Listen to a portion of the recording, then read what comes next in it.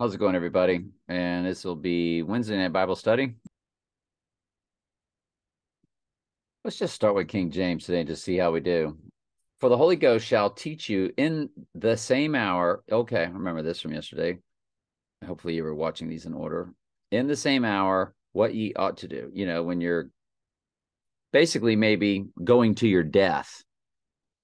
And one of the company said unto him, Master, speak to my brother that he divide the inheritance with me. Wow. It's a pretty bold statement to say to Jesus, to come up and start saying, help me make money. What is that? The prosperity gospel? And he said unto him, Man, who made me judge or a divider over you? And he said unto them, Take heed and beware of covetousness, for a man's life consisteth not in the abundance of the things which he possesseth. And he spake a parable unto them, saying, The ground of a certain rich man brought forth plentifully.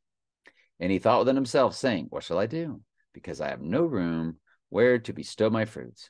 And he said, This will I do. I will pull down my barns and build greater, and there will I bestow my fruits and my goods. And I will say to my soul, Soul, thou hast much goods laid up for many years. Take thine ease, eat, drink, and be merry. But God said unto him, Thou fool, this night thou soul be required of thee. Then who shall those things be? Or, who will it all belong to that you've now provided for? So he that layeth up treasure for himself and is not rich toward God. So is he that layeth up treasure for himself and is not rich towards God? Okay, it's a statement. The King's English was tough. And he said unto his disciples, Therefore I say unto you, take no thought for your life, what ye shall eat, neither for the body, what ye shall put on. I mean, come on. Lord takes care of you in the things that matter, if you're a sheep. Let's continue on in Daniel 9. We're heading towards the abomination of desolation, but this is Daniel's lamentation. Neither have we hearkened unto thy servants, the prophets, which spake in thy name to our kings, our princes, and our fathers, and to all the people of the land of Israel. O Lord, righteousness belongeth unto thee, but unto us confusion of the faces, as at this day, to the men of Judah and to the inhabitants of Jerusalem and to all of Israel that are near and far through all the countries throughout that thou hast driven them, because of their trespasses that they have trespassed against thee.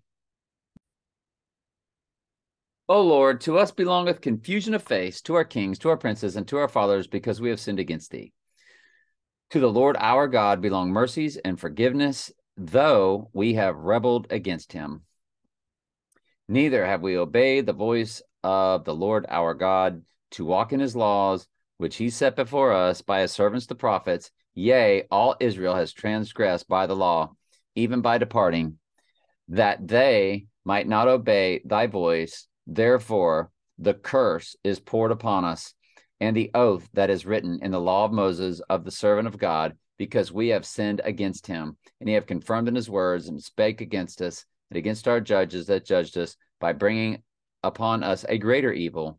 For under the whole heaven have been done to Jerusalem, which of course they were captive of Babylon, and now the Medes and the Persians and so forth.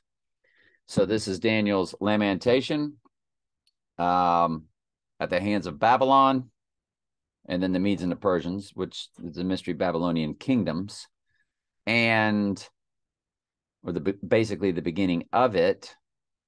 And that's what the final kingdom is, a derivative, of course, of that, or the final leg of that, or the final step of that, which is to purge the church of its sins and by shedding of the blood.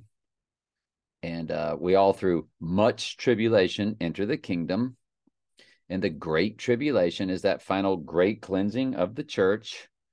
And so all the sheep will be able to lament and say, we have sinned against thee, O Lord, because 99.9% of the church will be lost right up until that abomination of desolation. Then the church is going to wake up.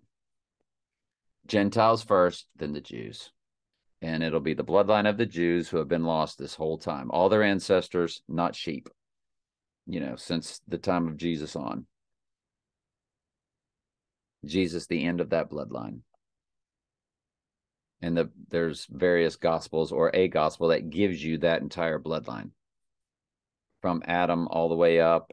And I forget, but you can Google search the two different bloodlines. They're different in where they begin, if I'm not mistaken.